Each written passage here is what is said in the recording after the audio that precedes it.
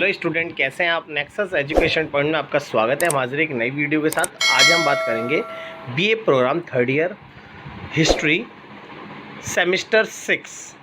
Topic है सोवियत संघ के विघटन के कारणों की समीक्षा कीजिए या उन कारणों का उल्लेख कीजिए जिनके कारण सोवियत संघ का विघटन हुआ। तो बच्चों, आपके सिलेबस में एक क्वेश्चन है साम्यवाद के पतन के कारण।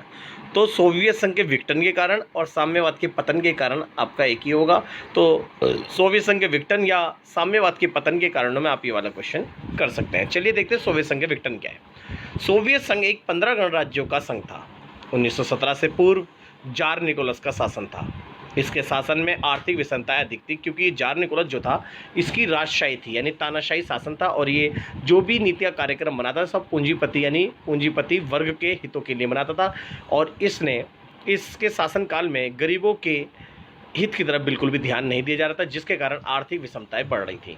सोवियत संघ की गरीब व असहाय जनता ने लेनिन के नेतृत्व में 1917 में क्रांति कर दी। लेनिन जो था वो मजदूर और किसान यानी निम्न शक्तिहीन वर्गों का लीडर था। इसलिए लेनिन के नेतृत्व में जार निकोलस के शासन के खिलाफ 1917 में क्रांति हो गई और इस क्रांति में जार निकोलस के निरंकुश शासन का अंत हो गया। इस क्रांति को बोल्शेविक क्रांति के नाम से जाना गया। इस क्रांति के बाद सोवियत संघ ने साम्यवादी शासन की स्थापना हुई। इस शासन व्यवस्था में गरीब वर्ग का जीवन स्तर उच्च होने लगा। सोवियत संघ की राजनीतिक प्रणाली के केंद्र बिंदु कम्युनिस्ट पार्टी थी, यानी वहाँ की अगर राजनीतिक व्यवस्था की बात करूँ, वहाँ केवल एक दल को मान्यता थी और उस दल को मान्यता केवल कम्युनिस्ट पार्टी को थी। अर्थात यहाँ एक दलीय व्यवस्था स्थापित थी। संविधान में अन्य दलों के उदय पर प्रतिबंध था। 1945 के बाद शीत युद्ध का आरंभ हुआ और साम्यवाद में अपने प्रभाव को बढ़ाया कि अपने पर वर्चस्व को संपूर्ण यूरोप में स्थापित किया। इस तरह से हल्के हल्के साम्यवाद बढ़ा और आगे चलकर शीत युद्ध जब चलने लगा तो 1990-91 में सोवियत संघ का विघटन हो गया, क्योंकि सोवियत संघ ने अपने संपूर्ण जो स्थिति थी वो युद्ध में लगा दी और उन्होंने अपने देश के आंतरिक जो वर्गों के लोग हैं और अपने गणराज्यों के देशों की अर्थव्यवस्था और विकास की तरफ बिल्कुल ध्यान नहीं दिया और देश के सारे संसाधनों को उन्होंने सेना में या युद्ध पर लगाया, जिसके कारण यहाँ पर सोवियत संघ के 14 गणराज्य जो थे वो रूस का साथ छोड़कर चले गए। इस तरह से सोवियत संघ का विघटन हो गया और साम्यवाद के पतन का कारण बना। चलिए अब बात करते हैं सोवियत संघ के विघटन के कारण कौन कौन से थे। चलिए आगे देखते हैं। सोवियत संघ का विघटन के कारण पहला है सोवियत अर्थव्यवस्था की विफलता। तो स्टूडेंट, 1917 की क्रांति के बाद सोवियत संघ में साम्यवादी अर्थव्यवस्था को समाप्त किया गया, जिसके कारण निजी उद्योगों को समाप्त कर दिया गया तथा उत्पादन और वितरण के साधनों पर सरकार का स्वामित्व स्थापित हो गया। परंतु ना तो इससे शोषण समाप्त हुआ और ना ही अन्य समस्याओं का समाधान हो पाया, जिसके कारण सोवियत संघ का विघटन हो गया। तो बच्चों, एक तरफ शीत युद्ध चल रहा था और सोवियत संघ की जो अर्थव्यवस्था थी वो विफल होती जा रही थी, क्योंकि आपको पता ही है कि इस संघ के सोवियत संघ का सारा ध्यान युद्ध पे था, परंतु इसने युद्ध के समय अपनी अर्थव्यवस्था पे बिल्कुल ध्यान नहीं दिया, जिसके कारण सोवियत संघ की अर्थव्यवस्था विफल होती चली गई और यहाँ के जो काम करने वाले एम्प्लॉय थे उनकी नौकरियाँ छूटती चली गई, उनको तनख्वाह नहीं मिल पा रही थी। तो इस सोवियत संघ की अर्थव्यवस्था की विफलता की वजह से सोवियत संघ के जो गणराज्य थे वो रूस का साथ छोड़कर चले गए, जिससे सोवियत संघ का विघटन हो गया और इसे हम साम्यवाद के पतन का भी कारण मानते हैं। दूसरा है लोगों की आकांक्षाएं पूरी ना होना।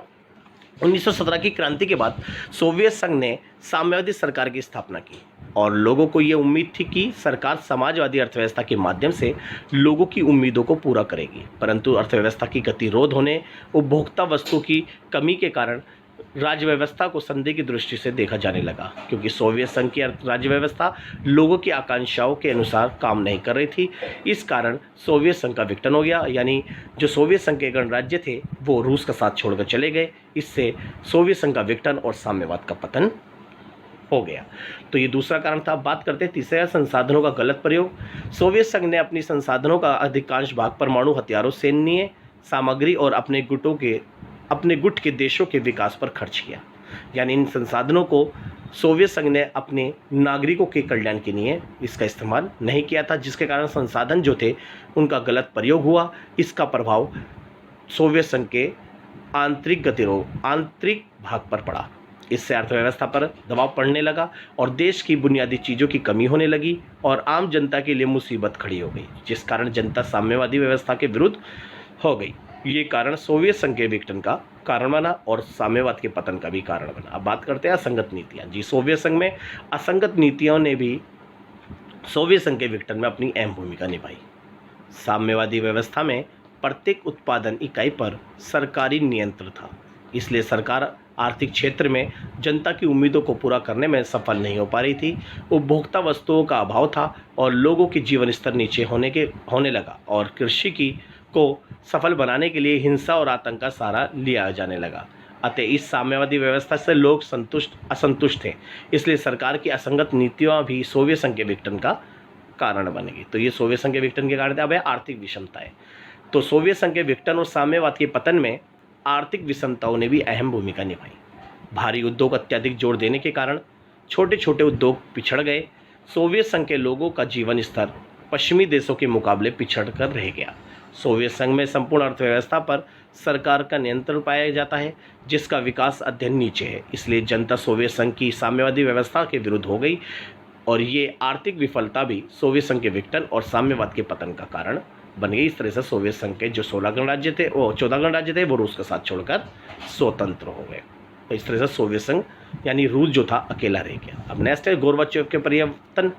मिखाइल गोर्बाचेव सोवियत संघ की अर्थव्यवस्था को सुधारना चाहते थे, इसलिए उन्होंने खुलेपन और पुनर्गठन के सिद्धांत को अपनाया।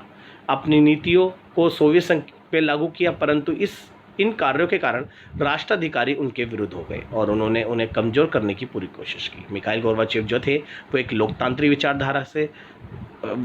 विचारधारा को मानते थे, इसलिए वो साम्यवाद के जब राष्ट्रपति बने तो 1988 में इन्होंने बदलाव करा सोवियत संघ में, परंतु जितने भी बदलाव यानी उन्होंने 2 सिद्धांत खुलेपन और पुनर्गठन में जो काम किए वो साम्यवादी सिद्धांतों के विरुद्ध थे। इसलिए जो पार्टी के जो बड़े बड़े राष्ट्राध्यक्ष थे उन्होंने इसका घोर विरोध किया, क्योंकि इनको ये लग रहा था कि यार ये साम्यवाद के सिद्धांत और नियमों को नहीं अपना रहा है, ये लोकतांत्रिक तरीके से काम कर रहा है। तो ऐसे में इन्होंने षड्यंत्र करके गोर्बाचेव को पद से हटा दिया और उन्होंने बहुत कोशिश की। तो जब गोर्बाचेव थे उन्होंने अपने पद पर रहकर समाज में यानी सोवियत संघ में काफ़ी बदलाव किए। जैसे वहाँ पर बहुत सारे दलों को मान्यता दे दी और अब उम्मीदवारों की संख्या में वृद्धि करी गई और वहाँ पर व्यापार को बढ़ावा दिया गया। इस तरह से काम किए, वहाँ के लोग इसके कामों को सराहने लगे। जब तक देर हो चुकी, गोर्बाचेव की सभी नीतियों का राष्ट्राधिकारियों ने विरोध किया, जिस कारण जनता के मन में भी परिवर्तन की भावना जागी। इस कारण भी सोवियत संघ के विघटन को बढ़ावा मिला। अब है बात करते पश्चिमी देशों के प्रति गलत प्रचार। काफ़ी समय तक सोवियत संघ में ये प्रचार किया गया था कि सोवियत राज्य व्यवस्था पश्चिमी राज्य व्यवस्था से अच्छी है। अतः जब लोगों को पश्चिमी देशों की जानकारी मिली तो उनका भ्रम टूट गया और वे उनसे पिछड़े हुए थे। फलस्वरूप लोग साम्यवादी व्यवस्था के विरुद्ध होते चले गए और बदलाव में मांग की बात होने लगी। इससे गृहयुद्ध हुआ और लोगों की ये भावना भी सोवियत संघ के विघटन का कारण हो गई और 14 गणराज्य रूस का साथ छोड़कर चले गए और रूस अकेला देश बनकर रह गया। तो इस तरह से यहाँ पर शीत युद्ध का भी अंत हो गया। तो हमने ये बात करी सोवियत संघ के विघटन के कारणों की। अब बात करेंगे सोवियत संघ के विघटन के परिणाम क्या निकले। पहला, जब सोवियत संघ का विघटन हो गया तो पहला कारण इनका शीत युद्ध का अंत हो गया, क्योंकि सोवियत संघ और अमेरिका में युद्ध था तो दोनों महाशक्ति में से एक महाशक्ति टूट गई, कमज़ोर पड़ गई। अब अमेरिकी विजय प्राप्त होगी, यानी सोवियत संघ जो यानी शीत युद्ध था वो अमेरिका की झोली में चला गया। इसका पहला परिणाम है शीत युद्ध का अंत। सोवियत संघ के विघटन के साथ ही साम्यवाद और पूंजीवादी प्रणाली का अंत हो गया। अतः हथियारों की होड़ और परमाणु हथियारों के संचय का अंत हुआ। दूसरा है 2 ध्रुवीयता का अंत। सोवियत संघ के विघटन के साथ ही विश्व में 2 ध्रुवीयता का अंत हो गया और अमेरिका अकेला ही महाशक्ति रह गया। इसका विश्व राजनीति में वर्चस्व बढ़ गया। फिर नेक्स्ट है नए देशों का उदय। सोवियत संघ के विघटन के कारण नए स्वतंत्र देशों का उदय हो गया, क्योंकि रूस का साथ छोड़ के 14 गणराज्य चले गए और 14 गणराज्य नए स्वतंत्र देश थे। संघ से अलग हो जाने वाले गणराज्य संयुक्त राज्य संघ तथा अन्य संगठनों के सदस्य बन गए। इस तरह से यहाँ पर सोवियत संघ का विघटन का परिणाम हुआ। फिर है पूंजीवादी अर्थव्यवस्था। सोवियत संघ के विघटन के बाद अमेरिका की प्रतिष्ठा और बल पर अब पूंजीवादी अर्थव्यवस्था अंतर्राष्ट्रीय स्तर पर शक्तिशाली अर्थव्यवस्था बन गई और पूंजीवादी अर्थव्यवस्था विश्व के सारे देशों में आ गया, विकासशील देशों में, यहाँ तक कि रूस की अर्थव्यवस्था भी एक पूंजीवादी अर्थव्यवस्था बनकर रह गई। फिर नेक्स्ट है उदारवादी लोकतंत्र।